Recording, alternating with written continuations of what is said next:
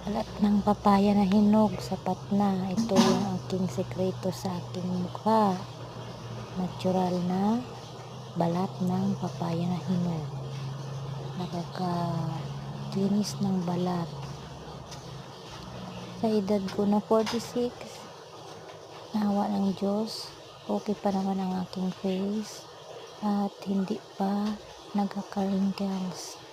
Eye bags lang meron, pero yung wrinkles parang wala pa.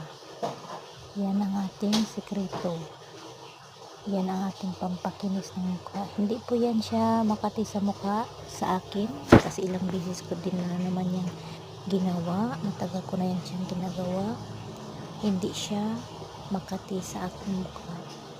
Pagka naibabad ko na siya ng mga 30 minutes sa aking mukha, pag naghilamos na ako, sobrang lambot ng aking mukha at makintab.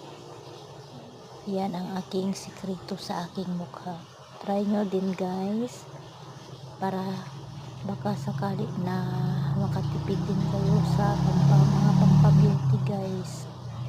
Try nyo ang papaya na balat. Yung hinog lang po, wag yung hilaw, kasi pag hilaw yun yung makati po. Kaya try nyo na. Ayan, mas lalong gumaganda kapag laging gumagamit niyang papaya, balat ng papaya na hinog. Thanks for watching guys. Bye.